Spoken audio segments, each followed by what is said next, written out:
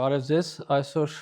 կրկին հայոց երկիր հաղորդաշարի հերթական թողարկումն է ու այսօր մեր հյուրը Սրփուհի Ղազարյանն է, բարև ձեզ Սրփուհի ջան, շնորհակալություն մեր հրավերը ընդունելու համար։ Ուրեմն ամերիկյան համալսարանի Ակոբյան բնապահպանական կենտրոնի կողմից իրականացվող Հայաստանում թափոնների կառավարման քաղաքականության ծրագրի ազգային օրենսդրության ավագ փորձագետ, իրավաբան, Բարձուն կրթական շարժման անդամ Այս մի փոքր ձեր մասին Սրփուհի ջան, այսօր խոսելու ենք թափոնների կառավարման եւ գծային տնտեսությունի շրջանաձև տնտեսության անցման մասին։ Այս եզրույթը արդեն մի քանի տասնամյակ է ակտիվ շրջանառության մեջ է, խնդրեմ մի փոքր պատմեք, հետո արդեն անցնենք հարց ու պատասխանի։ Շատ լավ, շնորհակալություն։ Իսկապես վերջին տարիներին եւ գուցե նաեւ տասնամյակներում շրջանաձև տնտեսությունը բավականին ակտուալ է եւ այն որպես օգտագործվեց շատ ավելի կարևորվեց ավելի ճիշտ հայտնի Փարիզյան համաձայնագրի շրջանակներում որպես գլոբալ տաքացման դեմ կանխարգելիչ կամ պայքարի կամ կանխարգելիչ միջոցառումների մի համակարգ որը վերաբերում է բնականաբար ոչ միայն թափոնների կառավարմանը։ Ինչպես գիտեք, 2015 թվականին կնքվեց հայտնի Փարիզյան համաձայնագիրը, որը իր մեջ նպատակ ունի կանխել երկրագնդի գլոբալ տաքացումը, իր նպատակային դրույթների մեջ նախատեսում է գլոբալ տաքացման աստիճանը առնվազն բերել 2 աստիճան տաքացման, մինչ այսպես ասած արդյունաբերական նախաշեմին, այսինքն խոսքը վերաբերում էր 4-րդ արդյունաբերական հեղափոխությանը։ Շատ կարևոր դրույթներից մեկն էր նաև, որ մինչ 2050-2100 թվականներին համաշխարհային մակարդակով պետությունների ձեռնարկվելիք գործունեությունը եւ միջոցառումները պետք է հասնեն այն մակարդակին, որպեսզի 2050-ից 2100 թվականները արտադրվող թափոնները եւ թափոնների կառավարումը հասնեն այնպիսի մակարդակին, որպեսզի եւ բնությունը եւ ընդերքը եւ ջրերը եւ ծառերը, այսպես ասած ամբողջ բնությունը ի վիճակի լինել իրենց գործածությունը, այսինքն բնական գործածությունը եւ վերամշակում ոչ մարդկային ներգործության աստիճանի հասնող գործածությունը կատարվի ինքնուրույն, այսինքն բնությունը ինքը կարողանա այդ ամենը կառավարել։ 2015 թվականից հետո Եվրոպական միությունը, երևի գիտեք, 2020 թվականին ընդունեց կանաչ գործարք հայտնի փաստաթուղթը Green Deal-ը, որը որ շատ ավելի լայնամասշտաբ միջոցառումներ էր նախատեսում եւ հիմնական դրույթը այնտեղ շատ կարեւոր նա է, որ Եվրոպական միություն հանդիսացող պետությունները ցանկացած օրինագիծ ընդունելիս անպայման պետք է անցնեն այսպես ասած բնապահպանական փորձաքննություն եւ կլիմայի վրա ազդեցության դիտակետից փորձեն հասկանալ որքանով է այն բարենպաստ կլիմայի վրա ազդեցության տեսակետից։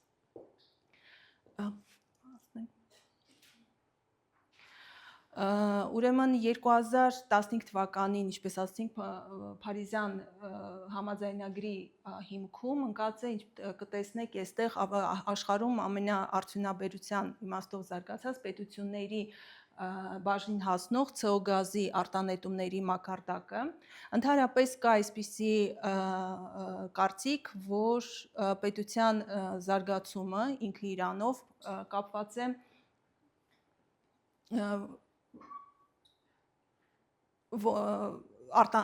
պետության զարգացումը կապված է նաև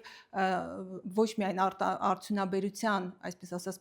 վերջնական պրոդուկտի ստեղծման իմաստով կարելի է իրեն ասել, այլ նաև այդ արտանետումների շուրջ կառավարվող այն ունակություններով, որը որ տվյալ պետությունը գործադրում է։ Սա այն վերջի տվյալներն են, որտեղ կտեսնեք այն տվյալներն են, որտեղ հենց Փարիզյան համաձայնագրի հիմքում իրենք ընկած են։ Ընդհանրապես կոշտ կենցաղային թափոնների կառավարումը տարեցտարի բարթանում է ոչ միայն իրենց կառավարման թույլ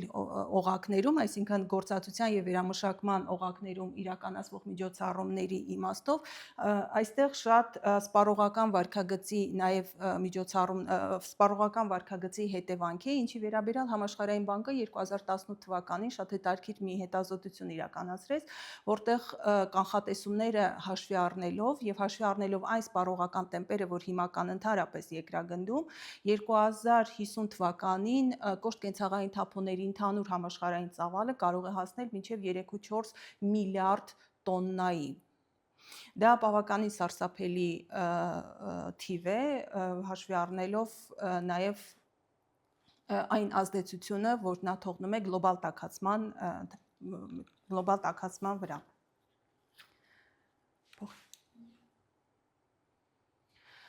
Մեր այսօրվա հանդիպումը իհարկե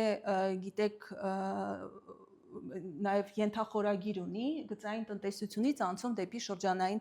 տնտեսություն եւ հարցեցակում ինչպիսին է ներկայիս տնտեսությունը, այսինքն այս տնտեսությունը, որը որդեգրվել է կրկին, ինչպես ասացի, 4-րդ արդյունաբերական հեղափոխությունից հետո գծային տնտեսություն։ Ինչ է դա իրենից ներկայացնում։ Ներկայացնում է, որ արտադրողները վերջնական պրոդուկտ արտադրելիս եւ սպառողներին արդեն առաջարկելիս ձախ հատվածի մոդելով են առաջնորդվում, այսինքն վերցնում են բնական ռեսուրսները, արտադրում են ապրանք եւ հետո իր օգտագործման եւ սպառողական հատկանիշները կորցնելուց հետո նա արդեն դեն է նետվում, այսինքն ինքը այսպիսի գծով է գալիս եւ այստեղ ընդհատվում է։ Կրկին հաջորդաբար հաջորդ նոր մոդելի կամ նոր պրոդուկտ ստեղծելիս կրկին գալիս է կորզվում է բնական ռեսուրսները կապված պրոդուկտի քիմիական բաղադրությունից, արտադրություն եւ dispose, այսինքն դեն է նետվում։ Անցումը շրջանաձև տնտեսության ինչ է իրենից ենթադրում։ Ենթադրում է, որ մեկ անգամ արդեն բնական ռեսուրսներից պրոդուկտի հումք ստանալու համար կորզված նյութը առավելապես երկար մնում է շրջանառության մեջ տնտեսության մեջ, վերարտադրվելով, վերամշակվելով եւ նոր պրոդուկտ ստեղծելով։ Այսինքն մեկ անգամ կորզելուց հետո երկրորդ կորզումը իրականացվում է շատ ավելի ուշ փուլում, երբ որ մենք հետո բոլոր ֆրակցիաները անպայման կանցնենք պլաստիկի, ապակու եւ թղթի բնորոշումները եւ առանձնահատկությունները եւ ինչպես են տարբեր տեսակի ֆրակցիաները կոշտ կենցաղային թափոնների մասով, այստեղ տեղավորվում եւ ինչ process են իրենք անցնում եւ որքան կարելի է իրենց վերամշակել արդյունքում իհարկե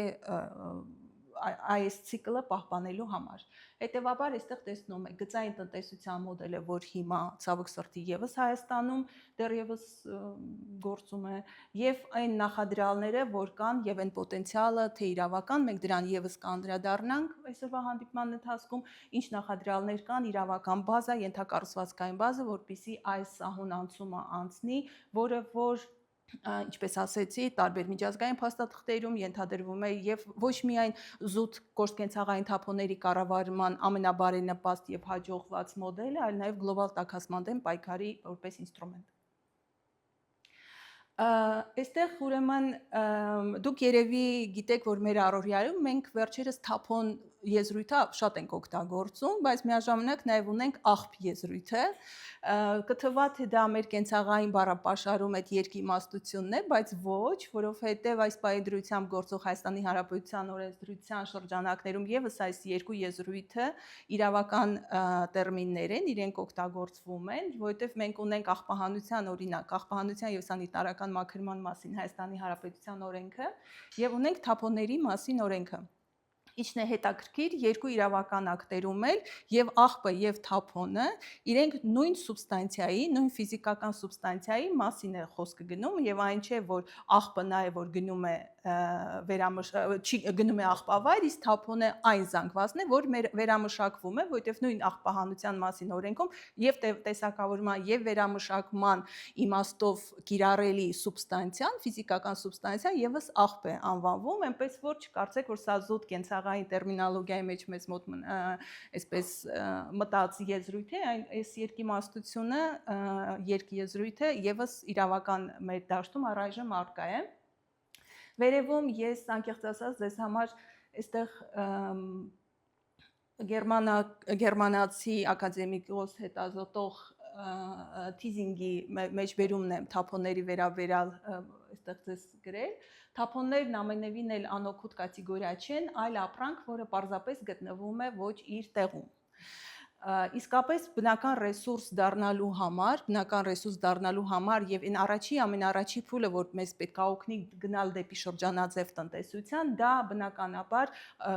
թափոնի, եկեք մենք բոլոր դեպքերում թափոն ասենք, որովհետեւ հետագայում մենք կխոսենք մեկ այլ նորամուծության մասին, արտադրողի ընդլայնված պատասխանատվության, որը որ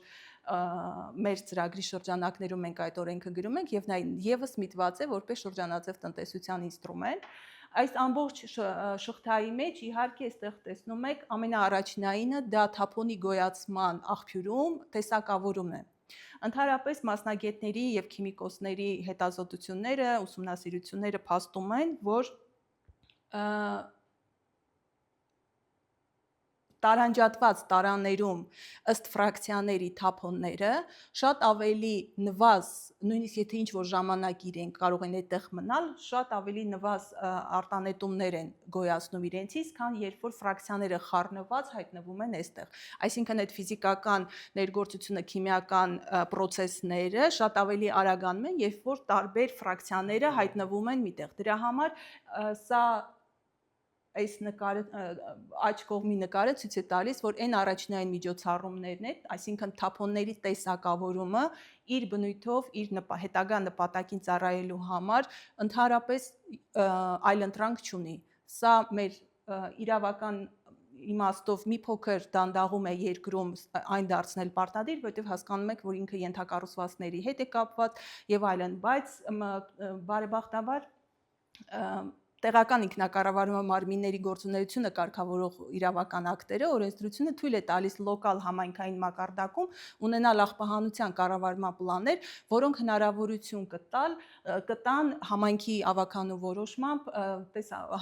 թափոնների իրենց առաջացման գոյացման աղբյուրի մոտ պարտադիր տեսակավորումը դարձնել պարտադիր։ Երևանում տեսնում եք արդեն կան իրենք սա նախնական, այդ միջոցառման համար պարտադիր եւ շատ կարեւոր օղակն է նախնական առաջնային։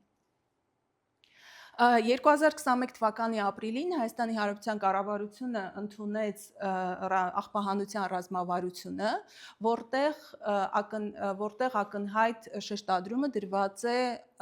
5 աստիճան թափոնների կառավարման 5 աստիճան հիերարխիան։ 5 աստիճան հիերարխիան այսօրվա մեր թեմայի շրջանակներում նա այն միջանկյալ կառավարման, թափոնների կառավարման մոդելն է,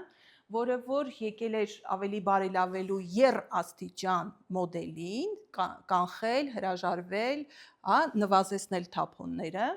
Սա 5 աստիճանը այս պահի դրությամբ ռազմավարական փաստաթղթում է Հայաստանի Հանրապետության, որտեղ կտեսնեք բոլոր դեպքերում թափոնների աղբավայր տեղափոխելու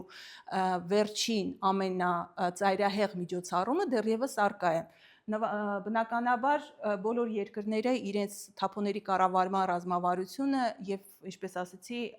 վերամշակման ինդուստրիայի մակարդակի հետ է կապվում, ենթակառուցվածքների առկայության հետ եւ իրավական ակտերը հետեւաբար ես միշտ այսպես մոտեցում ունեմ, որ դե ֆակտո բարեփոխումները ցանկացած հասարակությունում, առավել եւս որոշ սպეციფիկաներ հաշվի առնելով մեր հայ հասարակությունում, դե ֆակտո բարեփոխումները միշտ պետք է նախորդեն դե յուրե բարեփոխումներին։ Դա նաեւ հոգեբանական շատ հետաքրքիր ազդակ ունի, որպեսզի այդ մոտեցումը ցուցաբերվի։ Դրա համար իրավական ակտերում առայժմ ելնում են այն ֆիզիկական իրավիճակից, որ երկիրը ի վիճակի է։ Բնականաբար իհարկե այս ամենը պետք է նաև ինչ-որ ժամանակի զուգահեռ դառնա, որպեսզի վերամշակման կամ այն շրջանաձև տնտեսության այլ ինստրումենտների արկայությունը արդեն այնքան արագացվի, որ իրենց գոնե իրավական մասը գալ հասնել եւ իրավական մասը փորձի ծածկել այն վերջնական նպատակին, որը որ մենք այսօր անվանում ենք շրջանաձև տնտեսություն։ Այստեղ ուրեմն պրիորիտետներն են, այսպես ասած, պատվությունը թե ինչպես է տրվում 5 աստիճան հիերարխիայի դեպքում։ Այստեղ երևի պետք է նշել, որ 5 աստիճան հիերարխիան վաղուց արդեն ակտուալ չէ, օրինակ զուտ եվրոպական երկրներում, Եվրոմիության 27 երկրներում մանավանդ, արևելյան երկրներից իհարկե Ճապոնիան է առաջադեմը այս իմաստով։ որը որ մենք իրենք անցնում են արդեն 10 աստիճան հիերարխիայի, այսպես ասած 10R հիերարխիային, որին մենք հետո անպայման կանցնենք, կտեսնեք արդեն ինչ նորամուծություններ են, որ թույլ են տալիս, որպիսի որևիցե թափոն աղբավայր չգնա։ Կան երկրներ, որոնք օրինակ միշտ Շվեդիայի օրինակն են բերում, որ Շվեդիայում օրինակ աղբավայրեր չկան, իսկապես աղբավայրեր չկան, Դանիայում աղբավայրեր չկան, Շվեյցարիայում չկան, Ճապոնիայում չկան, եւ դա ոչ միայն զուտ վերամշակման ինդուստրիայի շատ բարձր մակարդակի հետ է պայմանավորված, այլ նաեւ այրման կայանների, ինչի շուրջ տարբեր կարծիքներ կան, բայց տարիները եւ զարգացած երկրների փորձը ցույց է տալիս, որ դա այդքան էլ վտանգավոր չէ եւ հետագայում մենք որոշ տեխնոլոգիաներ ես կներկայացնեմ, թե ինչ տեխնոլոգիաներով եւ ինչ արտանետումների հետ գործ ունեն, որ նույնիսկ համացանցում կտեսնեք, երբ որ շվեյցարիական, ճապոնական դպրոցներն ու մանկապարտեզները բավականին մոտ են գտնվում նույն այդ այրման կայաններից, որտեղից կոչվում է waste to energy, թափոնից էներգիա կորզման այրման կայանները, որը որ իսկապես ապահովում են, որպեսզի աղբավայրերը ընդհանրապես վերանան, որովհետև բոլոր դեպքերում մարդկային, արտադրական գործունեության ընթացքում լինում են թափոններ, որոնք որևիցե կերպ հնարավոր չի վերամշակել, հա, այսինքն կներեք մանկական տակդիրներ օրինակ, հա, իրենք բոլոր դեպքերում պետք է գնան այրման կայան, մենք դրան հետո կանցնենք։ Այստեղ կտեսնեք այն 3 հիմնական սկզբունքները, որ շրջանաձև տնտեսությունը առաջարկում է, վերականգնվում են բնական համակարգերը։ Մենք, ինչպես ասեցի, հաջորդիվ սլայդներում կտեսնենք յուրաքանչյուր ֆրակցիայի դեպքում, թե ինչ բնական ռեսուրս է կորզվում, որպեսզի նույն պլաստիկի տարայով ջուրը հայտնվի մեր սեղանին, կամ փողոցում քայլելիս, հետո այդ պլաստիկի հետ ինչ կարելի է անել, որպեսզի նույն ավազը, նույն կներեք նավթը, ինչի այդ նավթամթերքի մնացորդներից է, գիտեք, պլաստիկ է արտադրվում, որպեսզի կրկին անգամ այդ նավթամթերքի վերարտադրությունը չիրականացվի։ Վերականգնվում են բնական համակարգերը, այսինքն մեկ անգամ, ինչպես ասեցի, այդ կորզման արդյունքում երկրորդ անգամ նույն արտադրանքը ստանալու համար բնական ռեսուրսների կորզման կարիք այլևս չի լինում, որովհետև երկար մնում է շրջանառության մեջ, կոնկրետ որպես նյութ, երկրորդային նյութ։ Վերացվում են թափոնները եւ աղտոտվածությունը կրկին, որովհետեւ թափոնը արդեն դառնում է երկրորդային հումք եւ ծառայում է նոր պրոդուկտի ստացման համար։ Եվ ապրանքներն ու նյութերը պահվում են մշտական օգտագործման մեջ։ Սա ավելի բացվածքը մենք հաջորդիվ սլայդներում կտեսնենք, թե ինչ միջոցառումներն են, ինչպես նշեցի, 10R համակարգում իրականացվում, որպեսզի նույն ապրանքը, թեկուզ ինքը վերափոխվի, վերամոդելավորվի, ստանա կամ նույն օրինակ կարող է սանդուղքը այս բաների գրապահարանի տեղ օգտագործվել, հա, տարբերակները շատ են։ Սա 10R համակարգն է, որը որ ընկած է շրջանաձև տնտեսության հիմքում, որը որ գալիս է փոխարինելու 5R եւ դրանից առաջ 3R համակարգերը։ Refuse հրաժարվել, այսինքն ցանկացած պարագայում այստեղ շատ կարևոր է, մինչև այդ ասեմ, շատ կարևոր է մի հանգամանք, որը որ մեզ մոտ կոնսումերիզմ եզրույթը որ կա, կոնսումերիզմի դարաշրջանում բավականին մեր կոմֆորտը ապահովող մենք ունենք, այսպես ասած, սովորույթներ, որոնց մեզ թվում է, թե եթե հրաժարվենք, դա մեր կոմֆորտը ինչ որ իմաստով կնեղի կամ մենք ինչ որ վատ կզգանք, հա։ Շատ դեպքերում այս 10R համակարգի անցումը բնականաբար կախված է սպառողական վարքագծից, որ կրկին ժամանակակից հասարակությունը այդ կոմֆորտը իր ապահովելու իմաստով շատ դեպքերում անտեսում է եւ կարծում է, որ ինչ որ իմաստով ինքը կարող է այսպես նեղ սրտել, բայց մեկը սկսենք հրաժարվելուց, առաջի R-ը refuse սրա վառ ապացույցն է օրինակ կամ միջոցառումը պոլիէթիլենային տոպրակներից հրաժարումը, այսինքն ինքը կախված է նաև այդ սպառողական վարքագծից։ Ես մի այստեղ հետ գնամ միշտ այս թեմայի շուրջ խոսելիս ես սիրում եմ մեջ բերել մի իրականություն, որը եւ Հայաստանի Հանրապետությունը եւ նախկին Խորհրդային Միության բոլոր 15 հանրապետությունները ապրել են ոչ ավել ոչ պակաս, հա, վերջ մինչ 91 թվականը։ Եթե մեզ թվում է, թե սա մեզ համար կամ մեր տատիկների, մեզ համար, մեր ծնողների եւ մեր տատիկների, պապիկների համար սա նորամուծություն չէ եւ տարօրինակ չհնչի, բայց Խորհրդային Միության թափոնների կառավարման կամ ընդհանուր այդ տնտեսության կազմակերպման մոդելը հենց շրջանաձև տնտեսությունն էր, եթե կհիշեք, երբ որ ապակի ես մանկապարտեզում եւ դպրոցում հիշում եմ, երբ տատիկիս հետ գնում էինք խանութ, այո, գնում էիր խանութ եւ այդ կաթի եւ մածոնի շշի միջև դու չվերադարձնեիր, այսինքն նորը կարող էիր եւ չստանալ եւ այլն, եւ կային եւ մակուլատուրայի հավաքման կետերը եւ դա պարտադիր էր, եւ կար էլեկտրոնիկայի հավաքման կետերը եւ դա եւս պարտադիր էր, այսինքն այն շրջանաձև տնտեսության մոդելը, որ կար Խորհրդային Միությունում, ինքը դասական այն է, ինչ որ հիմա քարոզվում է, ներկայացվում է որպես նորամուծություն, մի տարբերությամբ, որ դա բավականին հեշտ էր Խորհրդային Միությունում իրականացնել, քանի որ եւ արտադրողը եւ վաճառողը պետությունն էր, այո, եւ այնտեղ այդ մասնավոր սեփականության եւ այլ տնտեսվարողների այլ սուբյեկտների կատեգորիաներ գոյություն չունեն, այդ իմաստով ինքը բավականին հետաքրքիր էր, որովհետեւ ամեն ինչը պետության ձեռքում էր եւ որևէ խաղացողների վարկագծի շուրջ կատարվող թե հսկողությունը, թե իրավական, այսպես ասած, ներգործությունը ինքը արդեն ավելնորդ էր դառնում եւ այդ process-ը շատ հեշտ էր իրականացնել, մանավանդ որ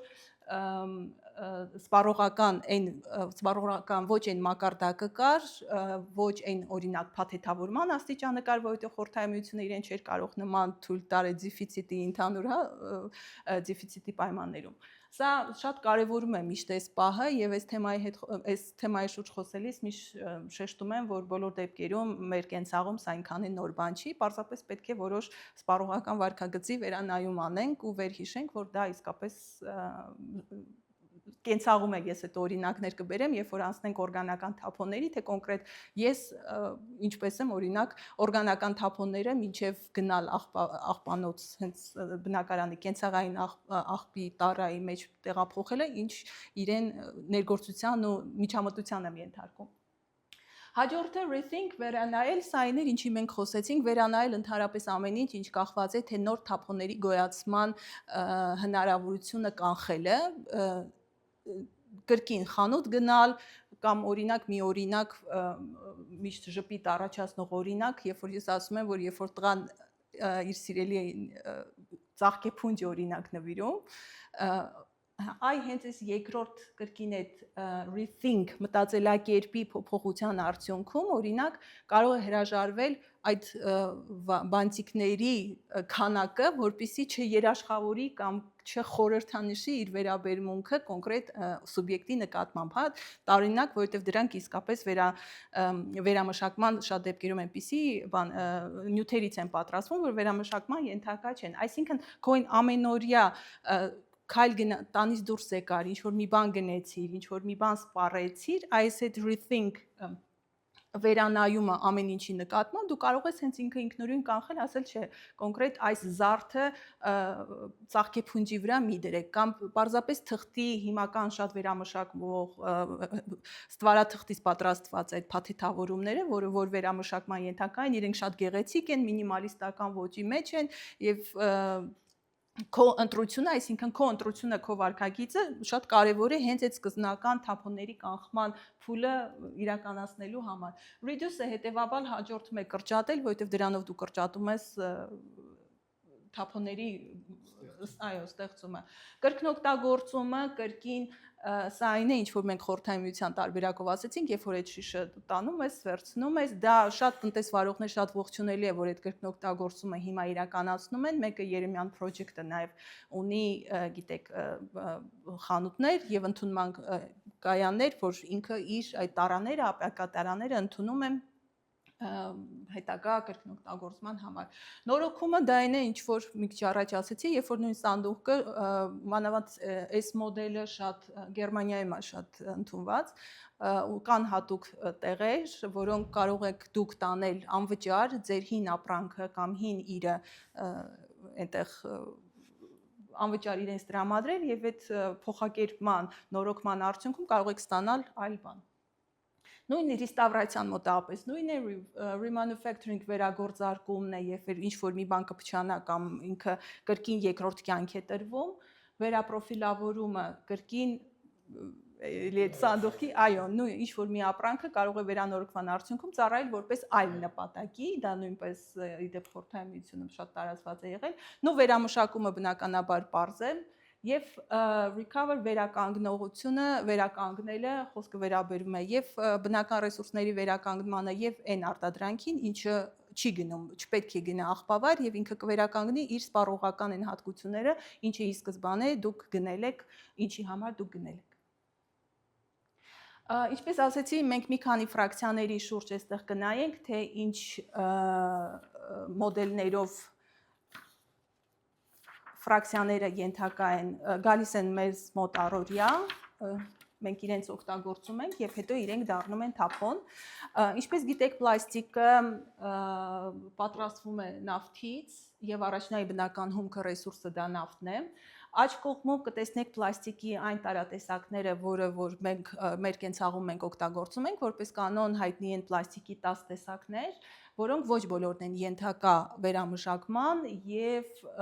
շատ եվրոպական երկրներում այն պլաստիկը, որը ենթակա չէ վերամշակման, որպես կանոն իրեն կարող են արգելվել եւ մենք հետագայում, երբ որ ես ասացի արտադրողին լայված պատասխանատվության ինստիտուտի շրջանակներում, կտեսնենք թե արտադրողների եւ ներմուծողների վրա ինչ պարտավորություն է դրվում իրենց շուկա հանած արտադրանքը այս կամ այն թափոնի տեսակին պատկանելու պարագայում ինչպիսի գործածություն եւ ինչպիսի կառավարման թափոնի կառավարման պարտավորություն է դրված արտադրողի վրա։ Ապակին գիտեք, որ երևի թե ամենա 100%-ով վերամշակվող ֆրակցիաներից մեկն է, նախնական առաջնային բնական ռեսուրսը ավազն է եւ ուրախալի է, որ մեր երկրում բավականին աշխուժություն կա այս իմաստով եւ պլաստիկի մասով էլ վերամշակման տեմպերը կային, բայց վերջի իրադարձություններից 22 թվականի փետրվարի իրադարձություններից ռուբլու դոլարի արժեքի եւ սահմանների հետ կապված որոշ հարցերից պլաստիկի վերամշակումը մի փոքր խնդիրներ է առաջացնում, որովհետեւ այն գրանուլաները, որը որ աղալուց հետո պետք է դուրս գային երկրից, գումարային այդ տնտեսական որոշ հաշվարկների արդյունքում մի փոքր բարդացել է, բայց ռեսուրսները Հայաստանում ունեն ու դրա մասին մենք ունենք մեր ծրագրի շրջանակներում բավականին շատ ենք խոսում եւ ասում, որ վերամշակման ինդուստրիան բավականին հետաքրքիր պոտենցիալ ունի եւ երբ որ նույն վերամշակող ինդուստրիայի ներկայացուցիչների հետ զրուցում ես, իրենք ավելի շատ խոսում են հումքի բացակայության մասին, որ եթե այն հումքը այն կառավարման մեթոդներով, այսինքն սկզբնական աղբյուրի մոտ տեսակավորման արդյունքում եթե հասնի իրենց 2-3 անգամ ավել վերամշակման արդյունաբերությունը հզորանալու պոտենցիալ ունի երկրում։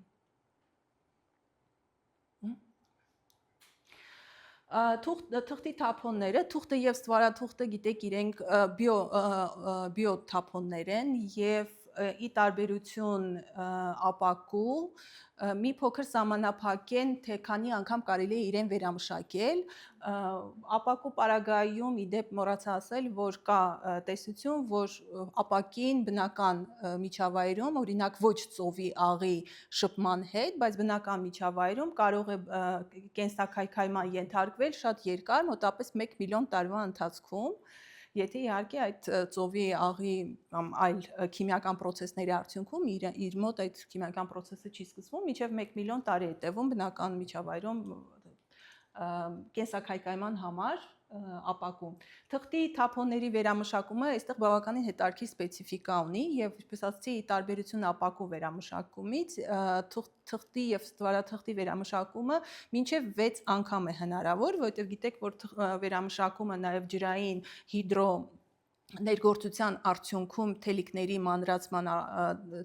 մանրանում են, իրենք ավելի թուլանում են եւ ամեն անգամ հաջորդի վերամշակման ժամանակ նոր քիմիական բաղադրություններ են հարկավոր լինում, հիմնականում սոսնձի տեսքով, որպեսզի այդ կոնկրետ մեկ անգամյա օգտագործման օրինակ բաժակը ստացվի։ Այսինքն 6-րդ անգամից որպես կանոն 6-րդ անգամից հետո թուղթը եւ ստվարաթուղթը արդեն հնարավոր չի լինում վերամշակել նույն այդ թելիկների մանրացման եւ թուլացման արդյունքում եւ բայց բնական բնափայտը գիտեք հիմա բավականին խնդրահարության ամբողջ երկրագնդով մեկ կարելի ասել մանավանդ ամազոնյան անտառների հետ կատարվելիքի եւ թափոնների կոնկրետ թղթի թափոնների վերամշակումը շատ ակտուալ է իմ հենց այդ կանաչ գոտիների զանգվածային հատումների եւ ամազոնյան եւ ռուսական հատվածի, այո, արևելյան հատվածում բավականին մեծ Կարծեմ 16 միլիարդ ծառ է կտրում, չի ամեն տարի։ Թիվը հիմա չեմ ասի, բայց շատ մանավանդ ամազոնյան հատվածում ինքը շատ վախենալու եմ։ Նույնը մետաղը բնական առաջնային ռեսուրս, այստեղ տեսնում եք այն ամբողջական ցիկլը, որ ինքը կարող է անցնել եւ պետք է անցնի, որպեսզի այս առաջնային բնական ռեսուրսների մասով ինքը հնարավորինս ուշ վերադառնա։ Հաջորդ ֆրակցիան, որը շատ կարևոր է, դա օրգանիկ թափոններն են, այն սննդային թափոնները, որ այստեղ կտեսնեք 2020 թվականին ամերիկյան համալսարանի կողմից իրականացված հետազոտությունը, մորֆոլոգիական հետազոտությունը Հայաստանի Հանրապետության մի քանի աղբավայրերի, որտեղ կտեսնեք, որ որպես կանոն մեր Kitchen West այստեղ այսինքն օրգանիկ սննդային թափոնները գրեթե երկրի բոլոր աղբավայրերում, տարածաշրջանում, այո, մեծ քաղաքներում ինքը ընդհանուր զանգվածում 50-ից 60%-ն է կազմում։ Սրա վերաբերյալ բավականին տխուր հետազոտություն կա նույն համաշխարհային բանկի կողմից, որը որ փորձում է ինչ-որ իմաստով նաև չեղարկել այն միֆը, որ երկրագնդում արտադրվող սննդամթերքը այնքան բավական չէ, որպեսզի բոլորին, այսպես ասած, բավարարի, այո, այդ հաշվետվությունը վախենալու է նաև նրանով, որ ինքը իսկապես այդ միֆը ցրում է, որովհետև այն արտադրվող սննդամթերքը եւ չօգտագործված արտադրվող չիրացված եւ իրացված եւ դեն նետված ինչ որ մասի դեն նետված սննդային թափոնների ընդհանուր գումարային արժեքը կազմում է տարեկան 1 տրիլիոն դոլար։ Այսինքն պատկերացրեք այդ 1 տրիլիոն դոլարը որքան երկրի բարենային անվտանգություն կարող էր ապահովել, այնինչ կա կարծրատիպ, որ երկրագունդը այդքան պարեն չի կարող արտադրել եւ երկրագնդի բնակչության տարից տարի ավելացման հետ չի կարողանում, այսպես ասած, հասցնել, բայց դա իսկապես միֆ է դառնում։ Մենք հետո առանձին անպայման կանցնենք օրգանիկ թափոնների վերամշակման այն ընդհանուր մոտեցումը, որ կա զարգացած երկրներում, հետևաբար, հիմա մի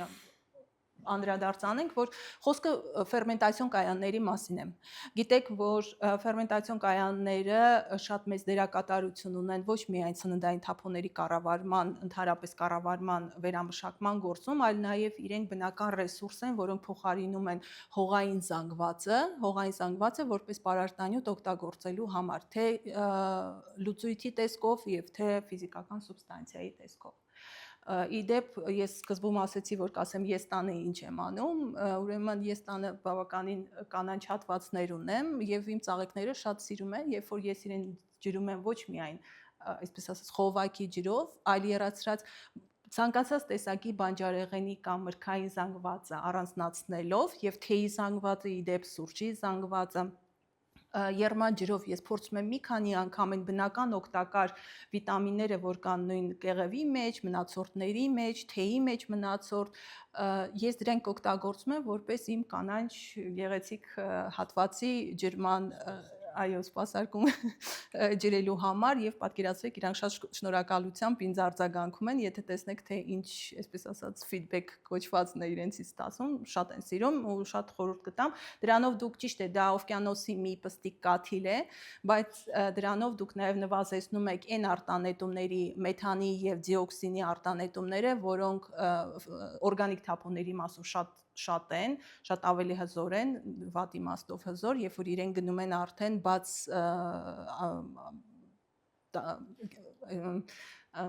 բաց տարածքներ, այսինքն բաց աղբավայրեր, այսինքն դուք դրանով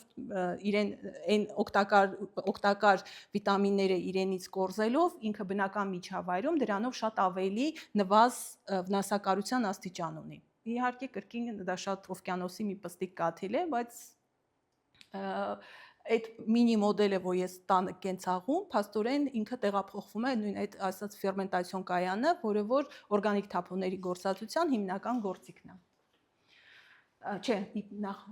ահա, ուրեմն մենք խոսեցինք արտադրողի ընդլայնված պատասխանատվության մասին, որը որ գալիս է օգնելու շրջանաձև տնտեսության որպես ինստրումենտ, Հայաստանի եւ Եվրոմիության միջև կնքված SEPA այդ համաձայնագիրը, համապարփակ համագործակցության համաձայնագրի շրջանակներում Հայաստանի Հանրապետությունը աղտոտող է վճարում է սկզբունքի իրականացման նպատակով հանձնառություն ունի այս ինստիտուտի ներդրման, ինչ է սա նշանակում։ Սա նշանակում է, որ կլինելու են կոնկրետ թափոնների տեսակներ, որոնց գործածության պարտավորությունը դրվելու է արդեն ոչ միայն քաղաքապետարանների, համայնքապետարանների վրա, որպեսզի աղբավայրեր չգնան, այլ այդ հանձնառությունը նույն արտադրողների եւ ներմուծողների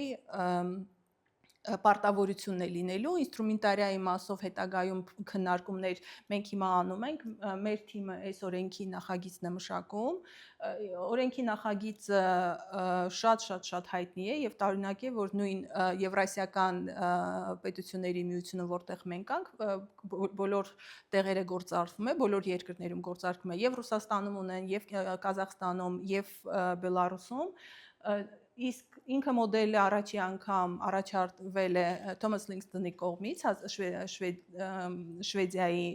գիտնական ակադեմիկոս 1990 թվականին եւ եվրոպական երկրներում այս մոդելը կիրառվում է արդեն 1990-ական թվականներից հետո եւ մենք հետաքրքիր այսպես դիլեմայի առջև էին կանգնած, երբ որ օրենքը մշակում ենք, որովհետև լինելով Եվրասիական միության անդամ, բայց ինքը ինստիտուտը ավելի Եվրոպայից եկող ինստիտուտ է, այստեղ երկու տարբեր իրավական սիստեմաների մեջ պետք է այս գաղափարը տեղավորենք ու մեր կարծիքով բավականին հետաքրքիր իրավական ակտ է ստացվել։ Հուսանք մոտ ժամանակներս գուցե մի քանի ամսվա ընթացքում արդեն ազգային ժողովում սա կքննարկվի, տեսնենք ընթացքը։ Ուրեմն, եթե հիշում եք, սկզբում ես ասացի, որ բոլոր դեպքերում լինելու են թափոններ, որոնք ենթակա չեն, հնարավոր չի իրենց վերամշակել։ Ես որոշ շատ հաջողակ, ուրեմն success story, այսպես ասած, հաջողակ օրինակներ են փորձել այսօրվա համար պատրաստել։ Սա բնական նկարներն են BBC մեծ ռեպորտաժից Սլովենիայի մայրաքաղաք Լյուբլիանան 2016 թվականին համարվեց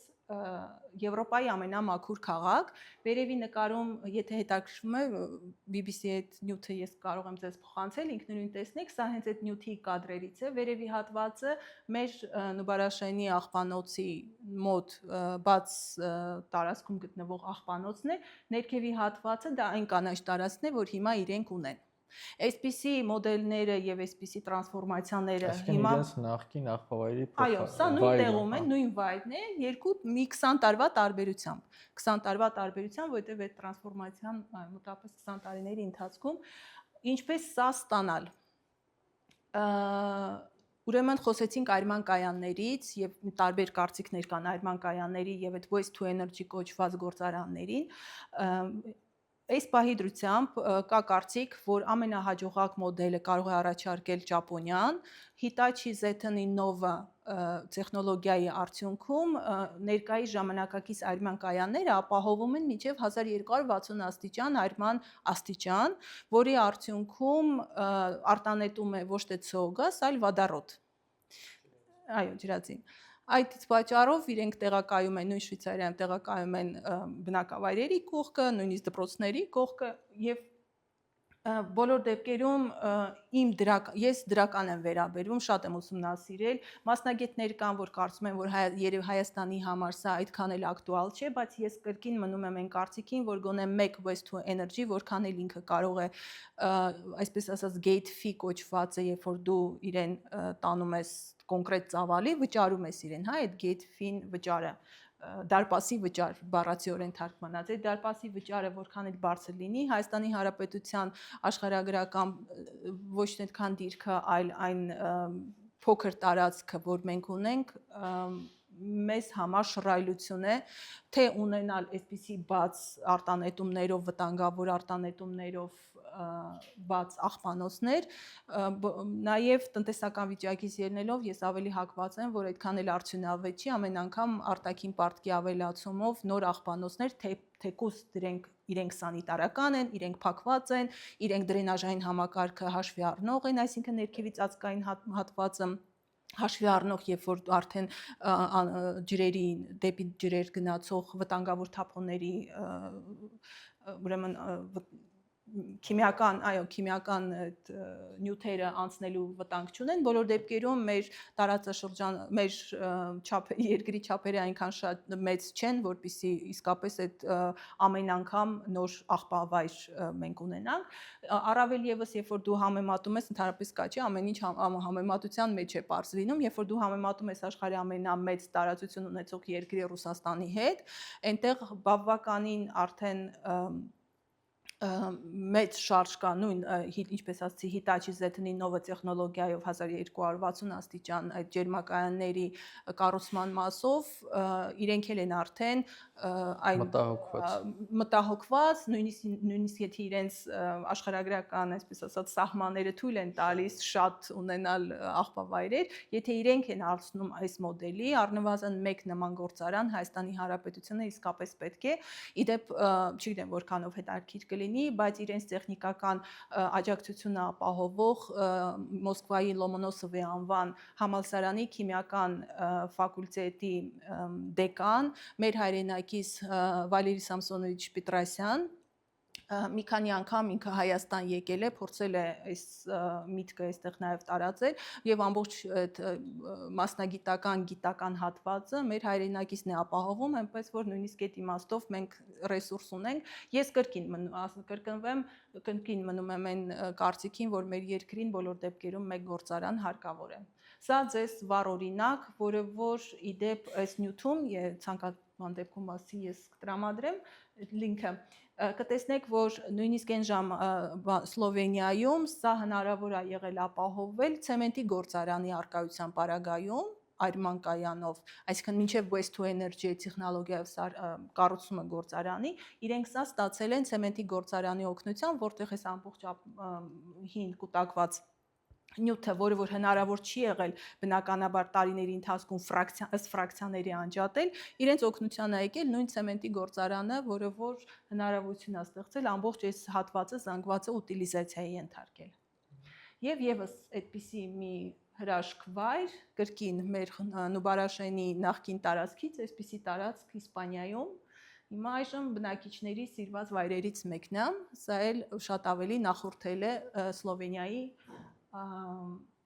օրինակին։ Փաստենք, որ հնարավոր է։ Այո, ամեն ինչ հնարավոր է։ Գրեթե այսքանը շատ ձեզ չծանրաբեռնեմ։ Շնորհակալություն շատ, Սրփի ջան։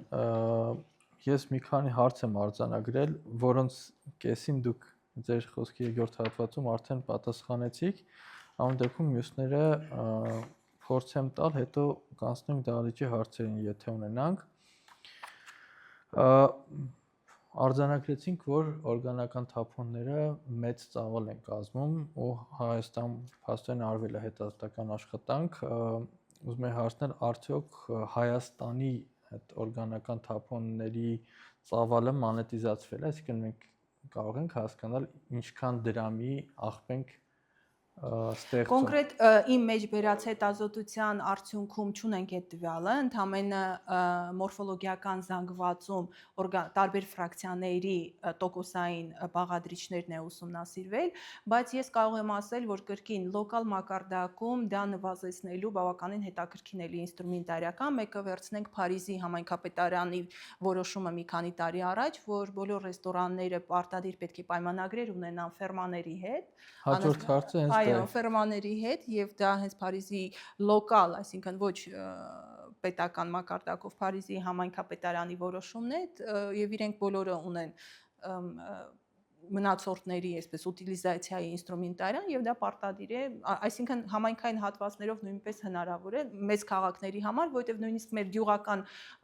մշակույթը այնպեսին է, որ օրգանական թափոնները որպես կանոն գյուղական համայնքներից չեն գնում աղբավայր, որովհետեւ անասնապահություն եւ այլն ինքը բավականին այսպես այդ նույն այդ շրջանաձև տնտեսությունը լոկալ իմաստով կամ տրադիցիայից եկող ինքը ապահովում է եւ իրեն արդարացնում է գուցե խոսքը մեծ քաղաքների մասն է, որ հնարավոր է լուծում գտնել։ Դուք բերեցիք ռեստորանների օրինակը, իսկ կան ինչ-որ լուծումներ, ինչպես մեկ սովորական ընտանիքի տան օրգանական թափոնները հասցնել գյուղտնտեսության ծառայեցման։ Ես կարծում եմ ընտանիքի մակարդակով դա անել բավականին դժվար կլինի, կրկին վերջերս մենք պրակտիկա առայժմ ցավոք սրտի չկա, բայց նույնիսկ նոյեմբերին մենք արտադրողին լայվված պատասխանատվության ինստիտուտը ամերիկյան համալսարանում հանրությանը ներկայացնելիս հյուր ունենք մեր միջազգային խորհրդատուներից մեկը հենց Անգլիայից է, երբ որ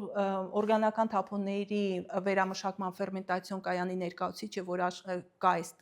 Հայաստանում, Աբովյան քաղաքում է գործում համատեղ Հոլանդիայի գործընկերների հետ, երբ հարց հնչեց, թե ինչ կարելի է անել, որպեսզի այդ զանգվածը հնարավոր լինի այնպես պահպանել, որպեսզի որպես երկրորդային ռեսուրս միանգամից գնա ֆերմենտացիոն կայան, բավականին այսպես բաներ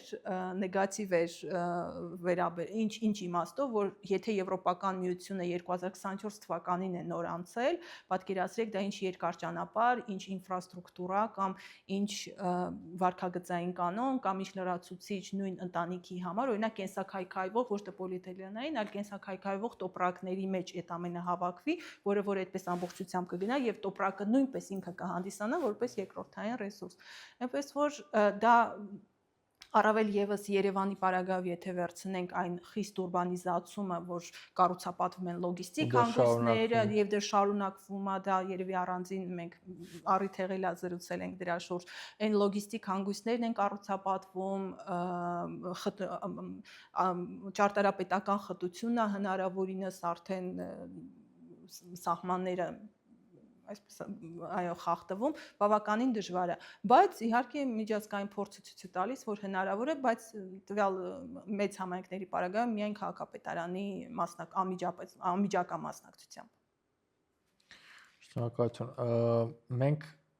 չխոսեցինք աղբի վերամշակման ծախսերի մասին, մի փոքր կուզեմ դրա մասին էլ խոսենք, այսինքն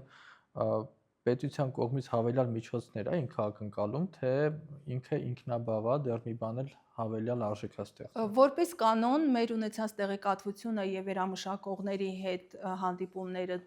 փաստում են, որ ինքը բավականին կարող է ծախսածածկում մակարդակի դուրս գալ եւ միակ խնդիրը դա կրկին այդ հումքը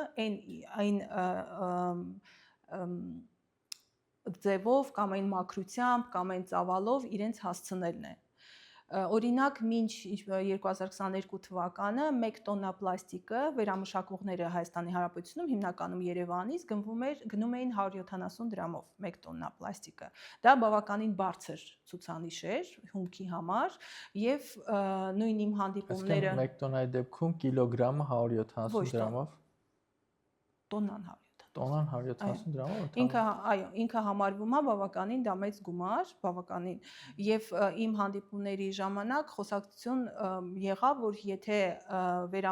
եթե պլաստիկը մաքուր առաջնային տեսակավորում անցած պլաստիկը հնարավոր լինի հասցնել վերամշակողին, ապա տարեկան 2000 տոննան հնարավոր է հասցնել մինչև 4000 տոննային։ Այսինքն խնդիրը այստեղ կրկին առաջնային տեսակավորումն է եւ իհարկե համաշխարհային գների հետ տատանումները, որը օբյեկտիվ արդեն դա օբյեկտիվ աշխարհի դաշտում է, բայց սուբյեկտիվ հարթության մեջ տեսակավորումը դառնում է բավականին կարևոր շատ այդ գործոնները չեզոքացնող եւ եկամտաբերություն ապահովող կարևոր օղակ։ Իսկ մինչև դա տեղի ունենա պետությունը ինչքան ժամանակ պետքա ներդրում ունենա, մինչև հասնենք մենք այդ ցիկլին։ Պետության ներդրման մասին որևիցե վերամշակող անկեղծ ասած երբևէ չի բարձրաձայնել, կրկին այստեղ խնդրահարույց է միայն այն, որ հնարավոր է պլաստիկի, օրինակ այդպիսի նախադեպ Հայաստանի Հանրապետությունը, երբ որ էկոնոմիկայի նախարարությունը առաջնային հումքի նկատմամբ որոշ հարկային արտոնություններ է սահմանել, հետևաբար ներքին պլաստիկը, կոնկրետ գրանուլաները որպես երկրորդային հումք օգտագործելու համար արդեն դառնում է մի քիչ ոչ այդքան մրցունակ պետական քաղաքականության այնպիսի հարկային քաղաքականության վարման արդյունքում բնականաբար ինքը կարող է մրցունակ դառնալ։ Շատ լավ։ Դուք ծաղկե փնջի օրինակը բերեցիք վերանայելու կետում, ես կուզեի ասած մի դիտարկում անենք նաև հատկապես հայերին, չգիտեմ ուրիշ երկրներում ոնց է, բայց հայերը երբ որ մտնում են գնումներ կատարելու, իրենք ծավալները միշտ ավել են դիտարկում, ասում են չպակասի ու դրանից ստեղծվում է ավել աղբ, հատկապես օրգանական սննդի մասին է խոսքը ու դա շատ կարևոր է, դա արդեն մշակութային կրթական ներդրում է պետք, որպեսզի գալ այն գիտակցության, որ գնի այնքան, ինչքան օգտագործելու ես, պետք չի ավել գնել, որը հավելյալ աղբ է ստեղծում։ Ես մի դիտարկում անեմ, կներեք, ինձ թվում է այստեղ հոգեբանական գործոնը բավականին հետաքրքիր, այո, եղել եւ ինչը գալիս է 90-ականներից, իդեպ մեկ անգամ օտարերկրյա լրագրողի հետ խոսում էինք եւ մի օրինակ բերեց, ասեց, որ ինքը շատ զարմացած է, որ Հայաստանում կոմունալ ծառայությունների համար վճարվող այդ billing տոկոսը collection հավաքագրումների տոկոսը աշխարհում ամենաբարձրերից մեկն է 99-ից 98%, եւ գրեթե որևէ երկրում եւ փաստարկված ինքը այդ հետազոտությունով եկել է փաստարկված ասում էր ինչն էր սա ֆենոմենը, որ Հայաստանում այդ աստիճան բարձր հավաքագրումների տոկոս է ապահովում եւ վարքագիծը իհարկե մեջ բերվեց եւ այլն եւ ես փորձեցի անկեղծանալ, ասացի, որ գուցե վարքագիծն է, բայց մեզ թվում է մեզ մոտ այն բացասական հիշողություններն են 90-ականների, որ մեզ ասում են սա չի լինի, նա չի լինի, նա չի լինի եւ երբ որ հիմա արդեն այսպես մենթալ, այո, մակարդակում մեզ երբ որ ընտանիքի բյուջեն գոյանում է աշխատավարձի, ամենաառաջինը ասում ես կոմունալը վճարեմ, հետո ինչ ուզում է լինել։ Ու ինքը այսպես են զարմացավ, ասաց իսկապես այդ ասում եմ, այո, գուցե այդ վարքագծի հիմքում ընկած է այն հիշողությունները, բացասական հիշողությունները, որ դա վերածվել է պարտաճանաչության վարքագծի։ Հետևաբար շուտով պարզ կլինի, սերունդը փոխվում է։ Գուցե, հետևաբար իսկապես մեր բոլոր վարքագծի ցանկացած վարքագծի հիմքում կա ինչ որ մի հիշողության կամ ինչ որ մի մտավախության կամ ինչ-որ մի բացասական, այսպես ասած, փորձի այն վախը, որ մենք բերում ենք կամ կիրառում ենք մեր կենցաղում։ Արձանագրենք, որ մինչև հիմա Հայաստանում պահածոյի մշակույթը դեռ առկա է ու մարդիկ պահածոյացնում են սննդը ու դա եւս էլի 90-ականների ոչ միայն, ես կարծում եմ դա ավելի հենց խորհրդային տարիներից եկած շատ, որովհետեւ ինքը ռիտուալ էր իսկապես ռիտուալ էր 60-ական, 70-ական, 80-ական այո ժամանակներից ինքը ռիտուալ էր, բայց ես կարծում եմ արդեն կգնա դեպի նվազում։ Մի հարց մեր հաղորդման սկզբում ձեր նշած թեմայից, Սրփուի ջան, ինչպես է ազդում թափոնի վերամշակումը գլոբալ տաքացման վրա, այսինքն ո՞նց է կանխարգելվում։ Նա որ երբ թափոնը ենթակա է լինում վերամշակման եւ վերամշակվում է, նա պարզապես բնականաբար չի գնում աղբավայր։ Աղբավայրում կուտակումների արդյունքն է, այո, քիմիական տարբեր ֆրակցիաների քիմիական ներգործության արդյունքում արտանետումները ցողգասի, մեթանի եւ դիօքսինի շատ մեծ տոկոս են կազմում։ Որը վնասում է օզոնային Այո, շերտին։ ամբողջությամբ տաքացման մեծ աստիճանը թափոնների կառավարմանն է ընկնում։ Շատ լավ, շնորհակալություն, ես իմ հարցերը ավարտեցի, եթե դահլիճից հարցեր ունենք, համեցեք։ Իմ անունը Հայրաբեդ է, ես ներկայացնում եմ Develop Armenia հասարակական գազམ་ագերբությունը եւ մաս կգազմեմ Հայաստանի շրջանցիկ տնտեսչական կոալիցիային։ Մի հատ հարց ունեմ ցեզ, ասեցիք, որ այս waste to energy միշտ տարածայնության մեջ է ուրիշների հետ։ Իրենց բանի ինչ է, այսինքն իրենք ինչ են ասում, որ waste to energy-ն այդքան էական չէ։ Ավելի շատ հիմնավորում են։ Կոնֆլիկտը ինչ է, Չէ, կոնֆլիկտը չէ։ Կա տեսակետ, որ waste to energy plant-ները, այդ գործարանները, թափոնից դեպի էներգիա գործարանները կարող են իրենց թույլ տան շատ ավելի բարեկեցիկ երկրներ, որովհետև այդ gate fee-ն ինքը մեծ գումար է կազմում։ Իրականում, երբ որ ասում են, օրինակ Շվեդիան, որ գնում է աղբ, թափոն, իրականում ճիշտ հակառակը Շվեդիային են վճարում, նույն Բրիտանիան, Մեծ Բրիտանիան տանկերներով հասցնում է Շվեդիա եւ Շվեդիային վճարում է X գումար, կարծեմ մի քանի եվրո, չեմ ասի, որպեսզի չսխալվեմ, որպեսզի Շվեդիան ընդունի եւ այդ շրջանառող տնտեսությունը ապահովի։ Պարզապես կա մասնագիտական կարծիք, որ Հայաստանը դրա կարիքը չունի, որովհետեւ թե սպառման ծավալները, թե բնակչության թիվը այնքան շատ չեն, որպեսզի կարողանանք դա հարկավոր լինի ներդրումներ կատարել։ Դրան գումարած Շվեդիան որպես հյուսիսային պետություն, գիտեք, որ Ստոկհոլմի, երևի գիտեք, որ 45-ից մինչև 60% է դեռևս 70 թվականներից կառուցված waste to energy գործարանները ապահովում են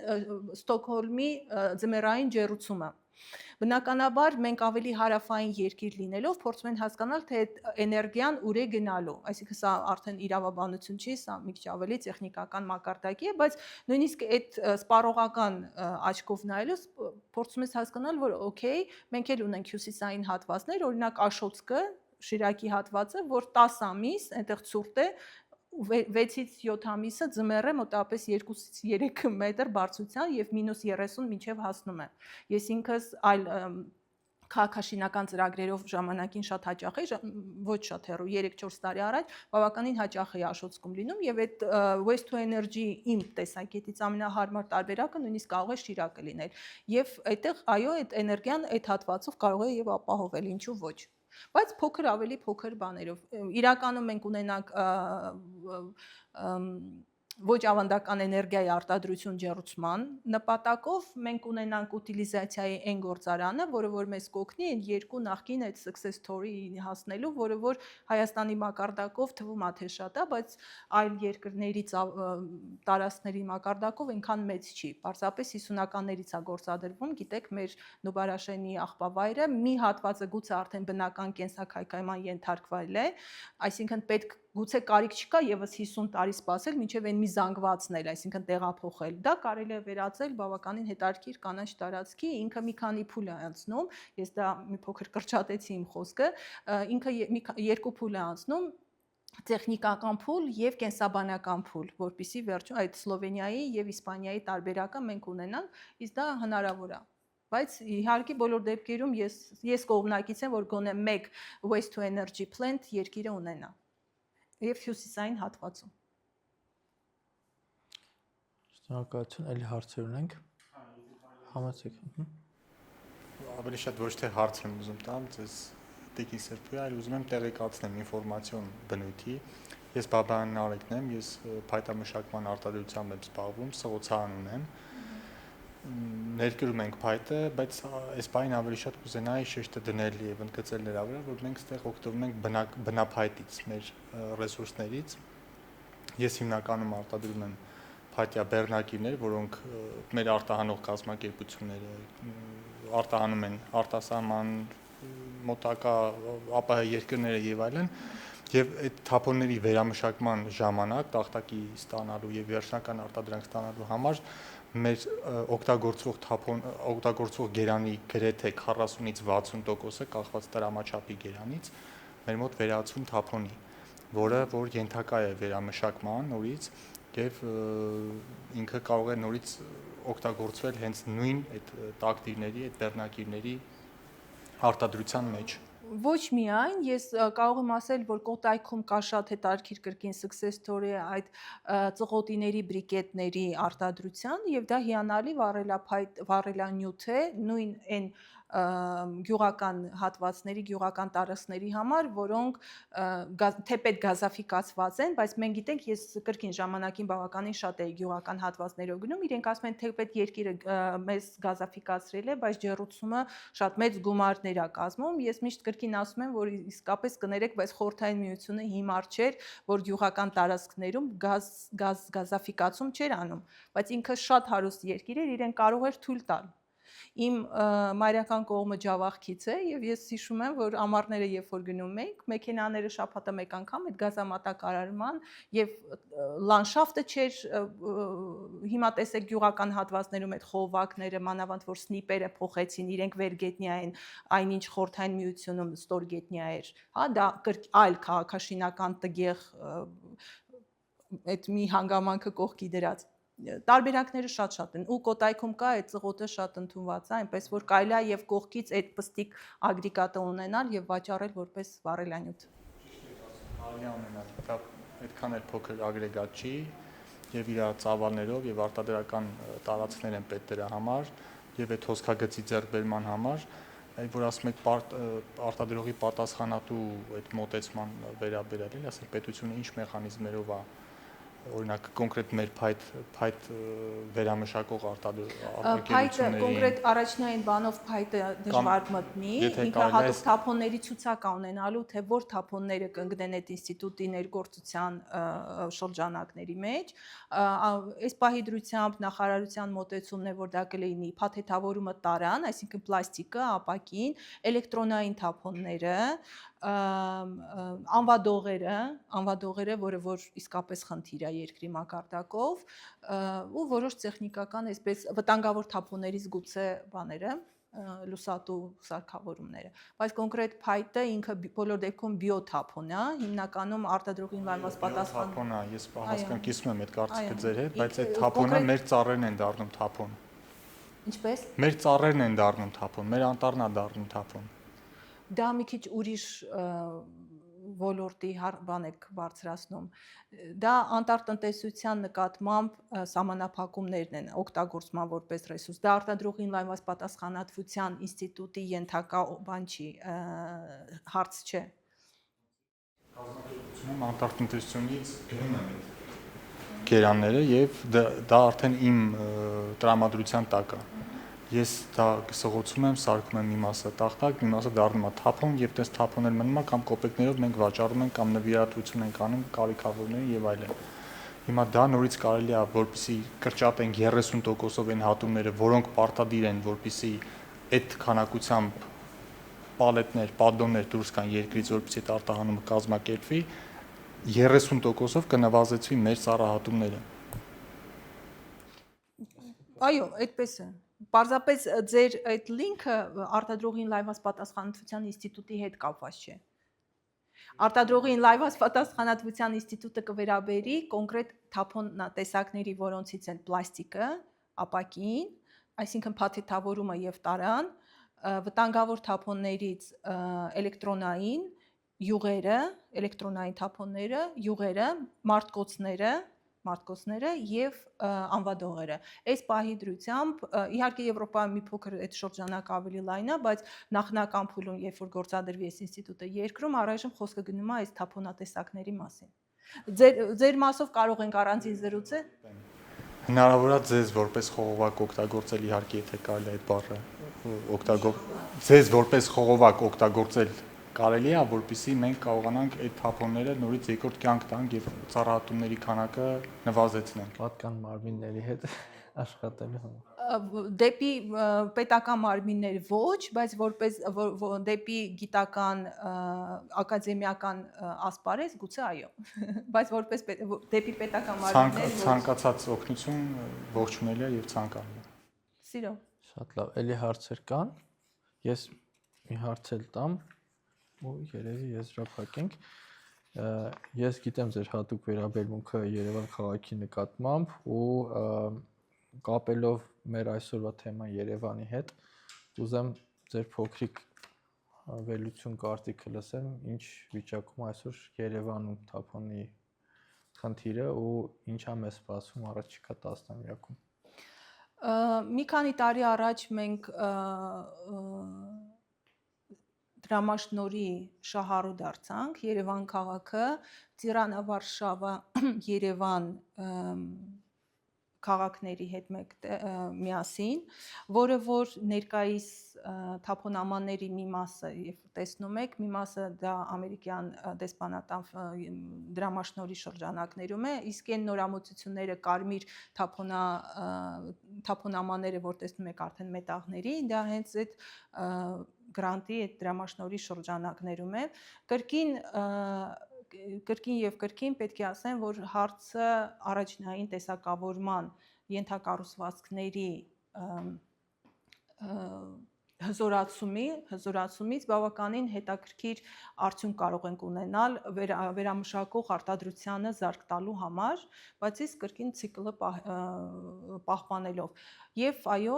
ինչ որ մի օգնություն նաև կլինի, նույնիսկ արտադրողին լայնված պատասխանատվության ինստիտուտը, որը որ ինչ որ մի բեռ կվերցնի, որպեսզի այս միջանկյալ օղակում արտադրողները, ներմուծողները ստեղծելու են իրենց կազմակերպությունները եւ այս փոխանցումը երկրորդային հումքի կատարվելու է նաև իրենց անմիջական մասնակցությամբ եւ կազմակերպմամբ։ Կրկին կան մասնագիտական հստակ դիրքորոշումներ, որ երկրում վերամշակմող ինդուստրիան բավականին պոտենցիալ ունի, գրեթե շատ քիչ թափոնատեսակների վերամշակումներ կան, որ մենք չունենք, օրինակ մարտկոցները, նույն վտանգավոր թափոնները, իսկ շատ մեծ ծավալներ գոյացնող թափոնների վերամշակման ինդուստրիան կա, իդեպ մարտկոցների պահով վեգան, վեգան շատ հետաքրքիր մեր ծրագրի շրջանակներում շատ ակտիվ աշխատում ենք եւ մեր այս արտադրողին լայնված պատասխանատվության օրենքի նաեւ իրենք սուբյեկտ են հանդիսանալու, կրող են լինելու օրենքի դրույթների, իրենք ունեն այդ պահման ինֆրաստրուկտուրան, ենթակառուցվածքը ամեն ինչ անելով, որպեսզի այդ թունավոր